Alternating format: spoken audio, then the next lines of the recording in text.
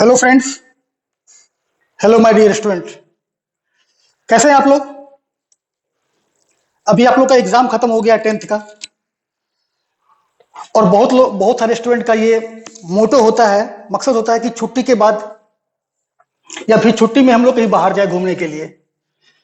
लेकिन ये ऐसा दौर है, सबको मालूम है कि ये आपका लॉकडाउन चल रहा है, तो सारे उम्मीद पे आपके पानी फिर गए होंगे। ठीक है, आप बाहर नहीं जा सकते हैं, तो घर बैठे बैठे बहुत बोर हो रहे होंगे। तो हम लोग इस छुट्टी को कैसे यूज करें? हालांकि हम लोगों ने क्या अभी तक जानते थे कि हम लोग जब एग्जाम खत्म हो जाएगा तो हम लोग बाहर जाएंगे, घूमेंगे, छुट्टी के मजे लेंगे। लेकिन आज ऐसा दौर आ गया है कि छुट्टी हम लोग के मजे ले रहे हैं। ठीक है, तो पैनिक मत होइए। ठीक है, हम लोग आज मजाक मजाक में ही कुछ टॉपिक्स देख लेते हैं। इससे फायदा क्या होगा कि आप लोगों ने जो क्लास पढ़ा था 10th में, उसी का यूज है। मैं उसी को आपको मैं दिखाता हूं एक ब्रीफ में कि आपने क्या क्या पढ़ा, क्या क्या सीखा। क्योंकि इतना तो पता है कि आपके पास बहुत सारे उद्देश्य होगा कि किसी को जाना पड़ेगा जेई फील्ड में, किसी को मेडिकल फील्ड में। तो कहीं ना कहीं आपके पास कैलकुलेशन तो आएंगे, चाहे वो फिजिक्स हो, चाहे मैथ्स हो, चाहे केमिस्ट्री हो, कैलकुलेशन तो आएंगे। तो वो सारे कैलकुलेशन जो हैं आप लोग क्लास 10th में पढ़ चुके हैं। सारे कैलकुलेशंस, सारे फॉर्मूले आप यूज किए होंगे, या फिर जो भी फॉर्मूले यूज किए होंगे, हम उसी को 11वीं में और 12वीं में यूज करेंगे। 11वीं और 12वीं कुछ अलग नहीं है क्लास 10 से, ये बस क्लास 10 का एक्सटेंशन है।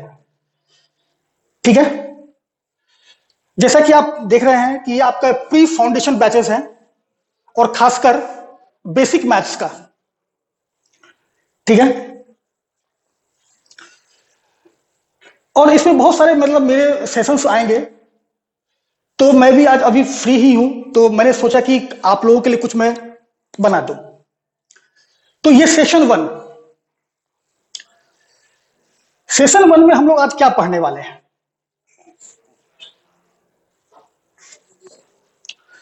अच्छा, बहुत लोग ये सोच रहे होंगे कि ये कौन नया बंदा आ गया है।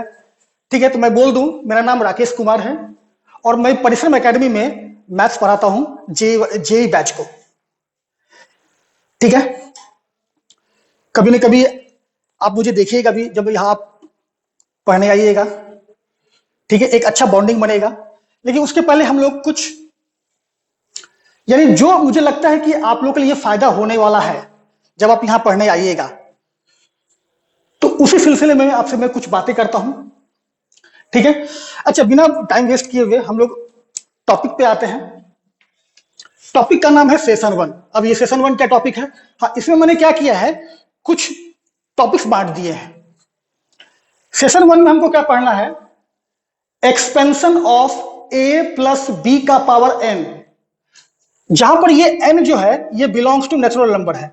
अब हर किसी को पता होगा कि what is natural number. What is natural number? What is natural number? Counting numbers 1 2 3 and so on so on. तो ये जो आपका स्मॉल एन है, इसके सारे वैल्यू यहां से आने चाहिए। ठीक है, आप लोगों ने इस सारे फॉर्मूले को मतलब क्या हुआ, खासकर ए प्लस बी का होल स्क्वायर और ए प्लस बी का होल क्यूब आपने बहुत अच्छे से यूज किया होगा अलजेब्रा में। ठीक है, बहुत सारे प्रॉब्लम भी सॉल्व किए होंगे। लेकिन आपको 10th में आपको क्या किया गया होगा कि आपने इस फॉर्मूले को याद किया होगा कि मुझे ये दो फॉर्मूला बस याद रहे ताकि मैं एग्जाम में इसको यूज करूं। लेकिन मैं आपको आज सिखाता हूं कि अगर ये फॉर्मूला अगर आपको याद नहीं है, भूल गए अगर, तो हम कैसे इसको रिकॉल कर सकते हैं, कैसे हम फॉर्मूला लिख सकते हैं। ठीक है, तो आपका सेशन 1 का ये आपका फर्स्ट टॉपिक है, एक्सपेंशन ऑफ। हालांकि इसको आप ये बोल सकते हैं कि ए प्लस बी का पावर कुछ भी रहे, और वो पावर कहां से आएगा, तो फ्रॉम नेचुरल नंबर से आएगा। तो हम उसको कैसे एक्सपेंड कर सकते हैं, कैसे उसका फॉर्मूला बना सकते हैं। ठीक है, जैसे एक सिंपल ए प्लस बी का पावर 1, क्योंकि 1 m से आएगा, तो 1 हो सकता है, 2 हो सकता है, 3 हो सकता है, 4 हो सकता है, 5 हो सकता है। ठीक है, जो हम लोग आगे देखेंगे। जैसे a प्लस बी का पावर 1। अब कितनों को पता है कि पावर 1 का मतलब क्या होता है? कुछ भी नहीं, और सिंपली मतलब इसको क्या मान लेंगे, a प्लस बी लिखा हुआ है, तो a प्लस बी का पावर 1 इक्वल टू कितना, a प्लस बी। ये तो हर कोई जानता है, आपने इसको यूज भी नहीं किया होगा, लेकिन मैंने इसको क्यों लिखा है, इसको ये आप बात आपको आगे समझ में आएगा कि मैंने इसको क्यों लिखा। हाँ, a प्लस बी का होल स्क्वायर बहुत ही कॉमन फॉर्मूला है, आपने इसको बहुत अच्छे से यूज किया होगा, तो हर किसी को याद भी होगा। जैसे क्या, a प्लस बी का होल स्क्वायर कितना होता है, a square plus 2ab plus B square. ठीक है, नाउ a प्लस बी का होल क्यूब। अब a प्लस बी का होल क्यूब का फॉर्मूला मैं लिखूं, इसके पहले आप इस वीडियो को थोड़ा पॉज कीजिए, ठीक है, और खुद सोचिए कि आपने क्लास 10th में इसका फॉर्मूला क्या लिखा था। थोड़ा सोचिए, आप लोग थोड़ा सा वीडियो पॉज कीजिए और सोचिए, ये आपके फायदा होगा। ठीक है,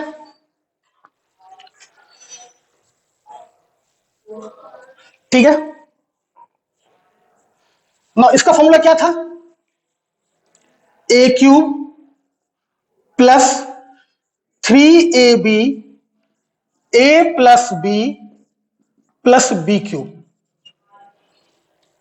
या फिर इसको हम लोग ऐसे भी लिख सकते हैं, कैसे, मैं यहां लिख देता हूं, a क्यूब प्लस 3ab को मैं इससे मल्टीप्लाई करूंगा तो क्या बन जाएगा, a इंटू ए स्क्वायर, तो 3a square B plus 3ab इससे मल्टीप्लाई होगा तो 3ab का स्क्वायर और प्लस बी क्यूब।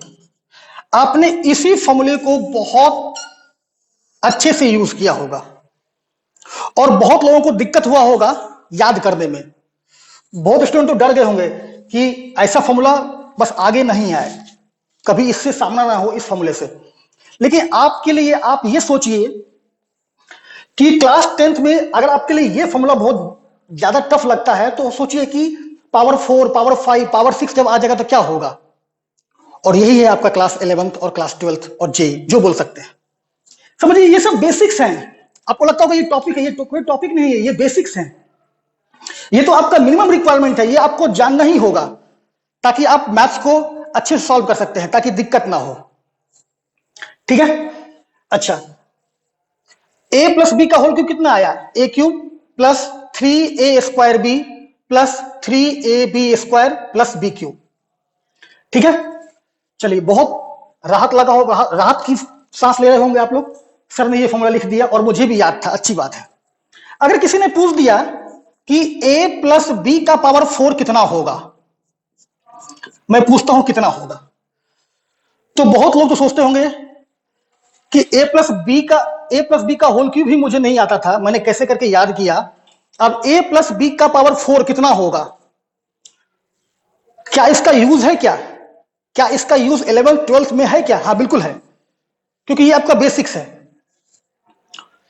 ठीक है, अब बहुत लोग सोच रहे होंगे कि a प्लस बी का पावर 4 भले हमको याद रहे या ना रहे, लेकिन हम इसको सॉल्व कर सकते हैं। बहुत लोग क्या करेंगे, इसको ऐसा लिखेंगे, a प्लस बी का होल स्क्वायर, और इसका फॉर्मूला तो हमको आता है यहां से। मतलब आप लोग क्या कीजिएगा, यहां लिखिएगा a square plus 2ab plus B square का होल स्क्वायर। अब फिर आपको लगेगा कि अगर ये फर्स्ट टर्म है, अगर ये सेकेंड टर्म है, अगर ये थर्ड टर्म है, तो a प्लस बी प्लस सी का होल स्क्वायर, इसका फॉर्मूला तो हमको आता है, ये भी हम लोग को क्लास 10 में पढ़ा है। लेकिन आप सोचिए कि कितना लंबा जाएगा, a square B square C square plus 2ab plus 2bc plus 2ca, कितना लंबा हो जाएगा। लेकिन अभी आपके इस फेज में जहां आप खड़े हो, आपने जस्ट सिर्फ 10th का एग्जाम दिया है, तो आप लोगों के लिए ये करना भी बहुत लंबा चला जाएगा। हालांकि आप फॉर्मूला लिख लीजिएगा, कोई बड़ी बात नहीं है, लेकिन मैं अगर पूछता हूं कि a प्लस बी का पावर 5 तो क्या कीजिएगा, a प्लस बी का पावर 6 तो क्या कीजिएगा। तो आज हम लोग यही सीखेंगे कि a प्लस बी का पावर 4, 5, 6, 7, 8, 9 कुछ भी रहे तो with in fraction of seconds में हम लोग कैसे फॉर्मूले लिख लेते हैं। और ऐसा बताऊंगा कि आप कभी भूलेगा ही नहीं। आपको ये वीडियो देखने के बाद आपको ये फील हो जाएगा कि काश ये टेक्निक पहले से पता होता। ठीक है, तो आज मैं क्या करता हूं, आपको एक नया चीज सिखाता हूं। आपको इतना तो गारंटी है कि आपको अभी तक किसी सिखाया नहीं होगा अभी तक किसी ने। ठीक है, चलिए आज हम लोग इस फॉर्मूले का पोस्टमार्टम करते हैं, a प्लस बी का पावर 4 का। अच्छा, इसके पहले आप पहले इस तीनों को गौर कीजिए, गौर से देखिए इस तीनों फॉर्मूले को। इस फॉर्मूले का इसका क्या फॉर्मूला होगा, यानी इसका एक्सपेंशन क्या होगा, ये यहां छिपा हुआ है। अब ये छिपा हुआ का मतलब पैटर्न, कंजेक्चर। हम लोग एक पैटर्न ढूंढते हैं, तो क्या है देखते हैं। छोटी छोटी बातें कर लेते हैं पहले आपसे। मैंने क्या बोला था कि ये जो छोटा वाला n है, यानी ये इसका इंडेक्स है, यानी a प्लस बी का पावर n में ये n इंडेक्स है, पावर है। और पावर की जो वैल्यू होगी वो हमेशा कहां से आएगी, तो कैपिटल N से आएगी। And what is capital N, मतलब नेचुरल नंबर 1 2 3 4 5। ठीक है, अब गौर कीजिए, यहां क्या लिखा हुआ है 1, तो इसका ये एक्सपेंशन है, मतलब इसका ये फॉर्मूला है। तो आप इस फॉर्मूले में देखिए कि नंबर ऑफ टर्म्स कितने हैं, तो first term and second term, यानी इसको जब एक्सपेंड किया गया तो यहां पर निकल के आए दो टर्म्स, निकल के आए दो टर्म्स, फर्स्ट टर्म और सेकेंड टर्म। तो इसमें क्या बताना चाह रहे हैं सर, सुनिए ध्यान से। यहां पर 1 है, तो 1 के बाद इसमें +1 कर दीजिए, यानी पावर में +1 कर दीजिए। कितना आया, 1 + 1 2, यही है आपका नंबर ऑफ टर्म्स। कितना था पावर 1, तो 1 में आप प्लस कर दीजिए +1, ये +1 लिखा हुआ है, तो 1 + 1 2, तो ये जो 2 आया है यही होगा number of terms, first term second term. अब देखिए यहां पर, यहां कितना है, a प्लस बी का होल स्क्वायर में, यानी इसका कितना है पावर 2। नाउ 2 में आप +1 कर दीजिए, कितना आया 3, 2 + 1 3, तो 3 will be number of terms, first term second term third term. ठीक है, अब आपको समझ में आ गया होगा। अगर यहां 3 होगा तो 3 + 1 4, 4 will be number of terms, first term second term third term and fourth term. अब आपको साफ साफ दिख रहा होगा कि a प्लस बी का पावर 4 में नंबर ऑफ टर्म्स कितना आएगा, तो 4 + 1 दैट इज 5, यानी 5 टर्म्स यहां आने वाले हैं। ठीक है, ठीक है, आपने इस फॉर्मूले का 25% खत्म कर लिया, कि आपको यह पता हो गया कि जब ये खुलेगा, यानी जब ये एक्सपैंड होगा, तो इसमें नंबर ऑफ टर्म्स कितने आने वाले हैं, तो 5 टर्म। अब हमको पता लग गया कि नंबर ऑफ टर्म्स कितने आने वाले हैं, 5। तो अब लिखते कैसे हैं वो ध्यान दीजिएगा, अच्छे से देखिएगा, यहां पर ध्यान दीजिए, यहां पर what is the first term a and what is the second term b, यानी इस ब्रैकेट में ये फर्स्ट टर्म है और ये सेकेंड टर्म है।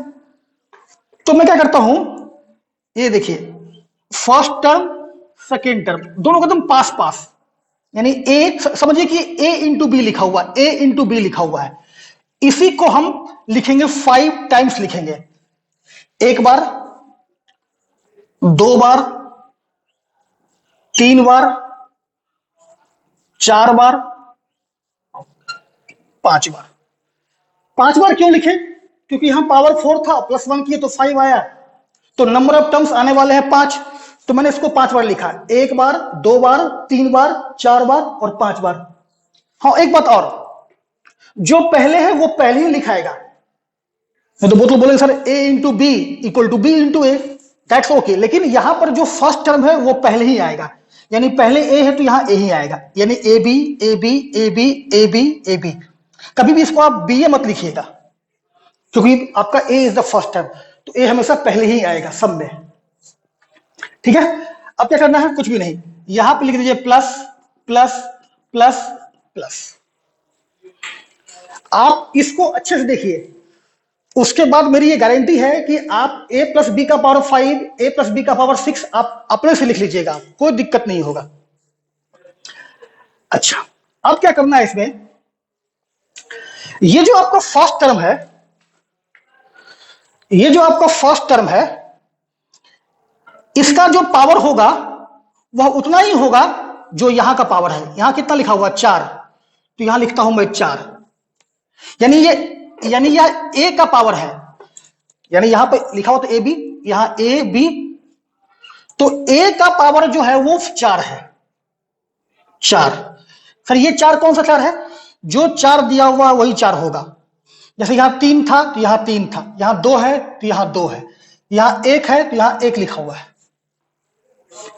ठीक है, अच्छा, अब ए को अपना पावर मिल गया, अब बी का पावर क्या होगा वो हमको सोचना है। अब बी का पावर आप ऐसा लिखिए ताकि इस दोनों का सम जो हो जाए वो इस 4 के बराबर हो जाए। तो बी का पावर कितना डालिएगा 0, ताकि दोनों का सम कितना आ जाए 4, 4 प्लस 0 4। अब क्या करना है, अब आपको ये करना है, अब आप आगे बढ़िएगा। तो जब आप आगे बढ़िएगा तो करना क्या है, जो आपका फर्स्ट टर्म है, जैसे यहां पे फर्स्ट टर्म ए था, यहां भी फर्स्ट टर्म ए, यहां भी फर्स्ट टर्म ए, तो हर किसी का जो फर्स्ट टर्म होगा उसका पावर हम 1 से कम करते जाएंगे। जैसे यहां पे 4 है तो यहां पावर कितना आएगा 3 आएगा, यहां पावर कितना आएगा 2 आएगा, यहां कितना आएगा 1 आएगा, यहां कितना होगा 0। यानी हम घट रहे हैं, 4 से 3 गए, फिर 3 से 2 जाएंगे, 2 से 1 जाएंगे, 1 से 0 जाएंगे। Now what about the power of second term. Now first term का पावर अगर कम होगा तो सेकेंड टर्म का पावर आपका 1 से बढ़ेगा, मतलब इंक्रीज होगा। ठीक है, तो यहां पावर 0 है, यहां पावर कितना होगा 1। नाउ 4 है 3 है तो यहां 2 होगा, यहां 0 है यहां 1 है तो यहां 2 होगा। तो मोटो क्या है कि फर्स्ट टर्म का power will decrease by 1 and the power of second term will increase by 1। तो 4 0, तो 4 से कम 3, 3 से कम 2, 2 से कम 1, 1 से कम 0। Now what about second term, यहां 0 है तो यहां पे 1, 2, यहां कितना आएगा 3, यहां कितना आ जाएगा 4। क्या सीखा, फिर से देखो एक बार, फर्स्ट टर्म का पावर वही होगा जो पावर यहां दिया हुआ होता है। अगर यहां 5 होगा तो यहां 5 होगा, तो automatically the power of second term will be 0, ताकि दोनों का सम इस पावर के बराबर हो जाए। फिर मैंने क्या बोला कि फर्स्ट टर्म का पावर 1 से कम होगा और सेकेंड टर्म का पावर 1 से इंक्रीज होगा। यहां तक लिख लिए, यहां तो किसी को दिक्कत नहीं। आपने फॉर्मूले का आधा लिख लिया, फॉर्मूला मतलब समझिए कि आपका आधा फॉर्मूला कंप्लीट हो गया। नाउ अब बच क्या गया है, तो बच गया है सिर्फ इसका कोफिशिएंट। जैसे ये क्या होता है सर कोफिशिएंट, जैसे आप देखिएगा, जैसे यहां ए में क्या मल्टीप्लाई है 1, बी में क्या मल्टीप्लाई है 1, तो दिस इज द कोफिशिएंट। यहां ए स्क्वायर का क्या है 1, क्यों अगर कुछ भी लिखा हुआ नहीं हो तो उसको क्या मानते हैं 1 मानते हैं, तो ये आपका कोफिशिएंट है 1, यहां पे 2, यहां पे कितना है 1, यहां पर कितना है 1, 3, यहां पे 1। तो बस आपको सिर्फ लिखना है कोफिशिएंट, और ये आपका इस फॉर्मूले का लास्ट सेक्शन है। ध्यान से सुनिएगा, आप इस बात को आप दिमाग में रट लीजिए, दिमाग में बैठा लीजिए कि फर्स्ट टर्म का, क्योंकि ये फर्स्ट टर्म है, फर्स्ट टर्म का कोफिशिएंट हमेशा 1 होता है always. The coefficient of first term will always be 1।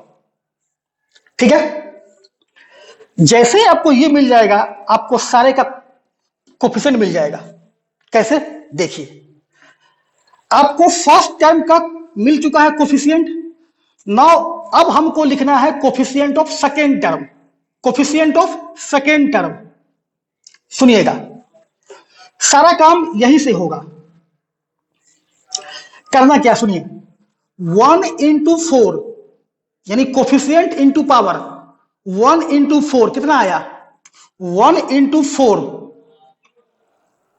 कितना आया, 4।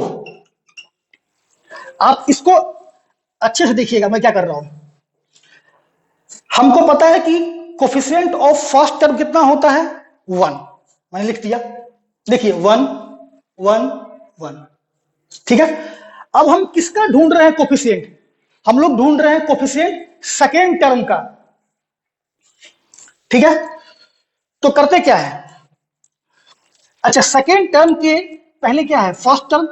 मैंने क्या किया इसमें, 1 into 4 किया, 4 लिख दिया। अब किसका लिख रहे हैं कोफिशिएंट, तो सेकेंड टर्म का। तो सेकेंड टर्म के पहले आपने कितना टर्म्स लिख दिया, जैसे अगर ये सेकेंड टर्म है तो इसके पहले नंबर ऑफ टर्म्स कितने हैं, 1, तो डिवाइड बाय 1, कितना आ गया, 4। यानी 1 into 4 डिवाइड बाय 1। ये डिवाइड बाय 1 क्या है, क्योंकि हम लिख रहे हैं सेकेंड टर्म का और डिवाइड किससे कर रहे हैं, number of terms written so far, number of terms written so far. So far मतलब अगर हम लिख रहे हैं सेकेंड का तो सेकेंड के पहले कितना, अगर लिखेंगे थर्ड का तो थर्ड के पहले कितना। अब देखिए 1 into 4 4 and divide by number of terms कितना है, 1, तो 4 into 1 by 1 4, यहां लिख देंगे 4। ठीक है, अब आपको सेकेंड टर्म का क्या मिल गया, कोफिशिएंट मिल गया। अब हम लोग अब क्या करना है, थर्ड टर्म का क्या होगा कोफिशिएंट, तो क्या करेंगे, इसके पहले वाले को 4 into 3 कितना आया, 12। अब डिवाइड किससे करेंगे, तो number of terms written so far. अब हम किसका लिख रहे हैं कोफिशिएंट, थर्ड टर्म का। तो थर्ड के पहले कितने टर्म्स लिख चुके हो, 2 term, first term second term, तो डिवाइड बाय 2 कितना है, 6, यहां आ जाएगा 6। In the same manner 6 into 2 12 12। अब किसका लिख रहे हैं कोफिशिएंट, फोर्थ टर्म का। तो कितने टर्म्स लिख चुके हो, 3 टर्म, तो डिवाइड बाय 3 कितना आया, 4, या कितना आ जाएगा, 4।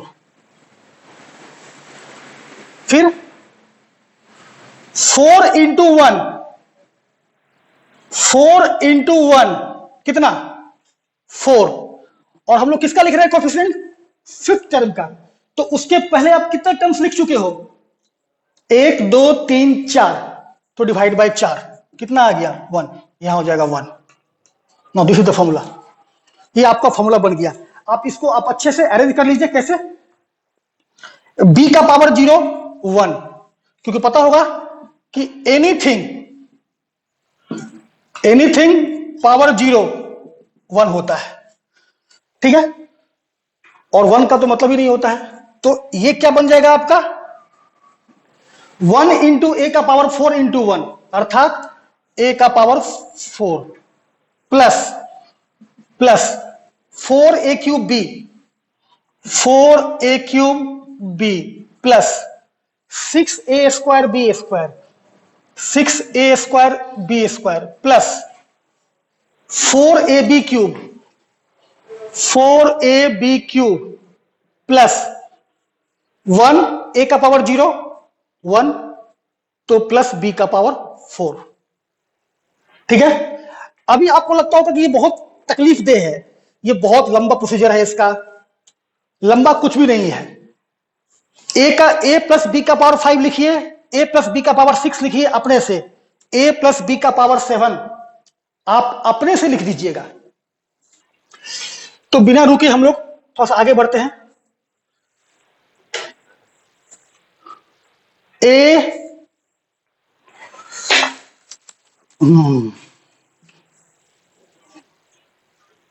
ठीक है, नहीं समझ में आया कोई दिक्कत नहीं है, मैं फिर से समझाऊंगा आपको। ठीक है, पहले आप इसको वीडियो को पॉज करके एक बार इसको जैसा मैंने लिखा है वैसा ही कॉपी कीजिएगा। अब फिर यहां देखता हूं मैं, यहां ए प्लस बी का पावर 5।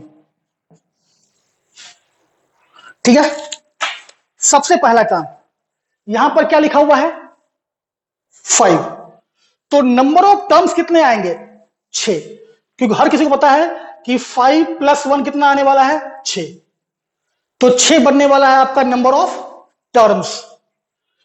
तो क्या करना है, इस A B A B A B A B A B 1 2 3 4 5 और ए बी लिख लिया, जो मैंने आपको सिखाया था 4 + 1 5, तो 1 बार 2 बार 3 बार 4 बार 5 बार, तो 5 + 1 6, तो 1 2 3 4 5 6 लिख लिया ना। बीच में प्लस प्लस प्लस, पहला काम।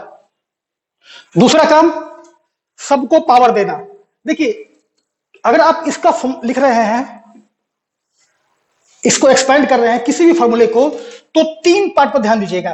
पहला पार्ट नंबर ऑफ टर्म्स, दूसरा पावर, तीसरा कोफिशिएंट। पहला क्या है नंबर ऑफ टर्म्स जो मैं लिख दिया, दूसरा क्या है पावर, और तीसरा कोफिशिएंट। यानी पहले क्या आएगा नंबर ऑफ टर्म्स,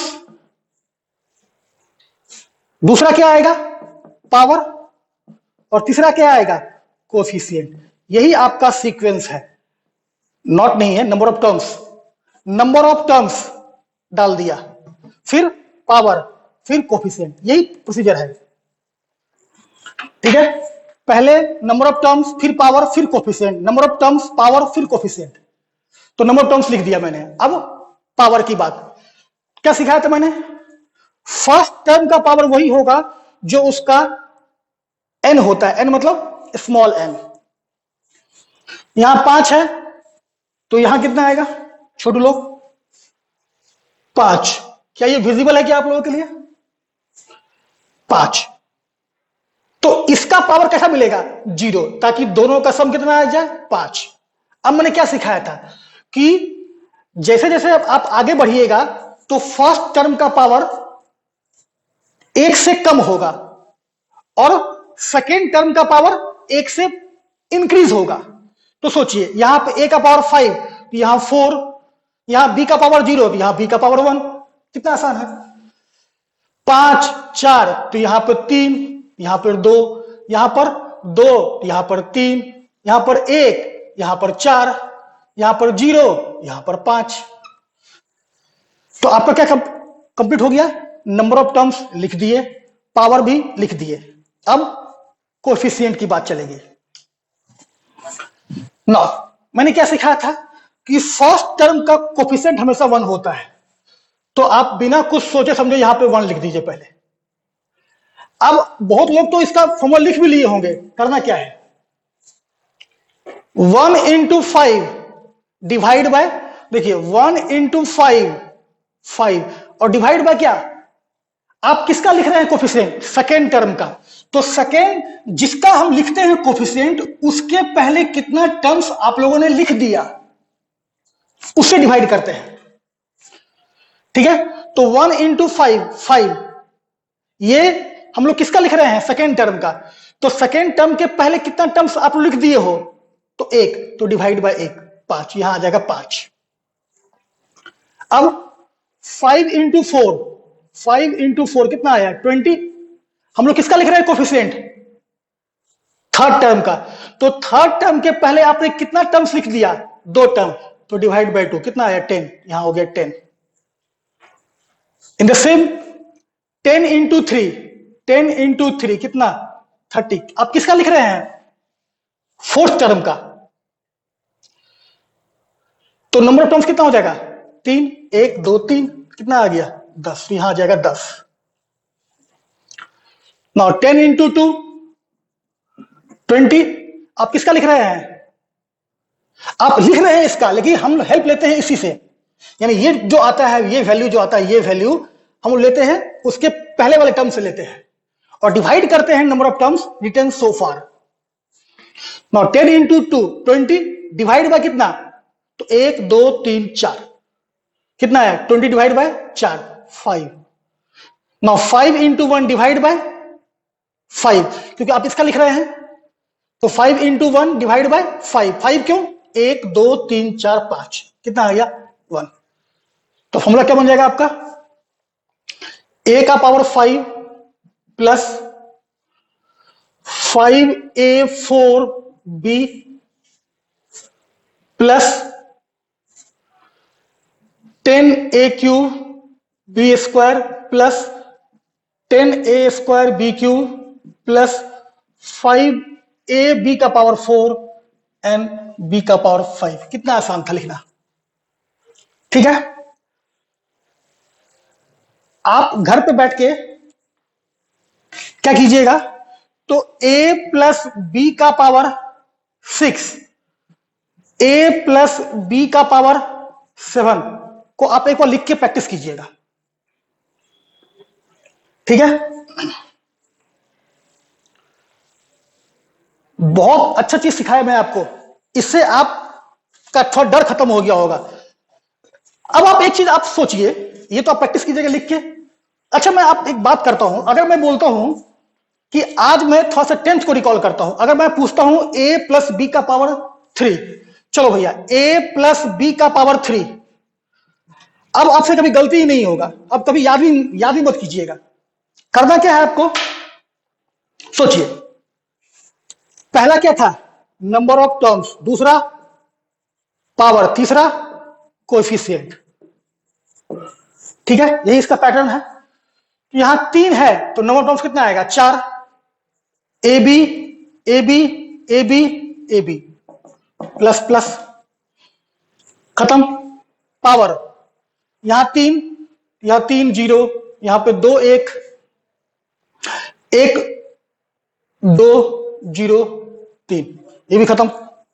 कोफिशिएंट, यहां पे 1 था तो 1 इंटू 3 डिवाइड बाय 1 तो 3 into 2 6 divide by 2 3 into 1 divide bye 3 1। What is the formula? a³ 3a square b 3ab square plus b³। आप इसी को याद करते थे 10th में, ठीक है। इतना लेता हूं, गारंटी लेता हूं कि अगर आपने सिर्फ इसको अच्छे से प्रैक्टिस किया तो वह दिन दूर नहीं जब आप,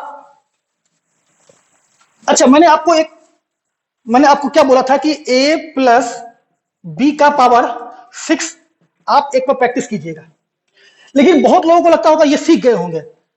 एक बार थोड़ा सा हम लोग आपके साथ थोड़ा मैच करते हैं। अब हम लोग ऐसे नहीं सोचेंगे, हालांकि अभी आप लोग स्टार्टिंग फेज में है तो आप लोग थोड़ा सा इसको प्रैक्टिस कीजिएगा, लेकिन अगर मैं आपसे बात करता हूं उन लोगों से जिन लोगों ने ये वीडियो अच्छे से समझ लिया, तो मतलब इसको कैसे लिखते, मतलब कैसे लिखे, इसको कैसे लिखे, अगर आपने समझ लिया तो मेरे साथ सोचिए। a का पावर 5 तो यहां कितना आएगा? a का पावर 6। आप खुद सोचिए, यहां पर b का पावर कितना है? 0। b का पावर 0 मैं लिखा नहीं मैंने। अब सोचिए, हम आगे बढ़ रहे हैं तो a का पावर कम होगा और b आपका जाग जाएगा, यहां कितना होगा? अब सोचिए यहां पर कितना है? What is the coefficient? 1। अब हम साथ साथ सब कुछ लिख रहे हैं, यानी तीनों एक साथ लिख रहे हैं, नंबर ऑफ टर्म्स भी, पावर भी और कोएफिशिएंट भी। 1 इंटू 6 डिवाइड बाय 1 6। अब सोचिए a का पावर 5 और b जाग जाएगा, प्लस 6 इंटू 5 30 डिवाइड बाय 2, क्योंकि हम लिख रहे हैं किसका लिख रहे हैं? कोएफिशिएंट, थर्ड टर्म का। तो 6 इंटू 5 30 डिवाइड बाय 2 15, a का power 4 b square plus 15 into 4 60 divide by 3 कितना आया? 20, a का पावर 3 b क्यूब। देखिए 6 5 4 3, यहां पर कितना था? 0 था, हम लिखे नहीं। 0 1 2 3। अगला क्या होगा? 20 इंटू 3, 60 डिवाइड बाय 4, तो 15a² b4 plus 15 into 2, 30 divide by 5, 1 2 3 4 5, तो 6ab5 और 6 इंटू 1 डिवाइड बाय 6, 1, तो b का पावर 6। देखिए 1 2 3 4 5 6 7 नंबर ऑफ टर्म्स 7, क्योंकि 6 प्लस 1, पावर भी आ गया और कोफिशिएंट भी आ गया। आप इसको फिर से आप एक बार अच्छे से लिखिएगा और देखिएगा आप कितना इसको समझे हैं। ठीक है, नो अभी आपका ये वाला पार्ट खत्म हो गया। ठीक है,